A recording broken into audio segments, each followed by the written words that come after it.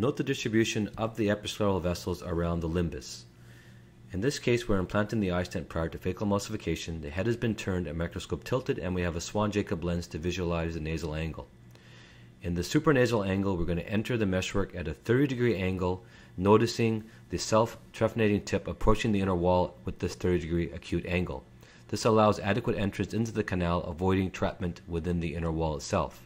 Once we get a third of the device into the canal, it's important to lift toward the hand and straighten the hand out to allow smooth passage of the implant within the canal. The snorkel end is then released gently, and we then observe the position of the snorkel within the inner wall itself.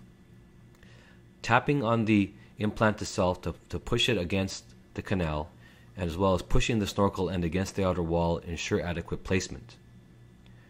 It is quite normal and expected to see some blood reflux emanating from the insertion and from the snorkel end itself. Here our second iStent is being placed, this time in a backhanded fashion, again approaching the angle at 30-degree angle approach.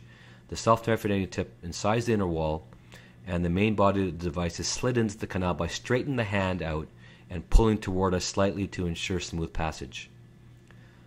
The snorkel is then released from the implanter gently, and again the tip is used to push the snorkel against the outer wall and tap the device to ensure it is well seated.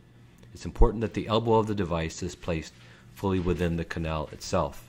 Viscoelastic is used to help visualization and move the blood away from the area of interest. Here our third iStent is being used, again entering at a 30-degree angle. Once a third of the device is inside the canal, straighten the hand out, pull toward the incision slightly, and allow for smooth passage within the canal.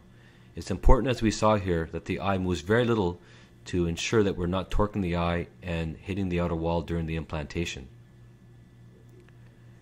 We can visualize the three implants being placed approximately 2 clock hours away from each other. Here a closer view shows the nice flush appearance of the snorkel end emanating from the inner wall.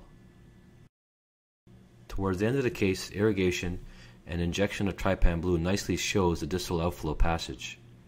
Note the 3 implants have been placed nasally, and we can see a nice pattern of filling of the episcleral vessels here nasally, superior and infranasally, alternating with blanching with the irrigation from the eye handpiece.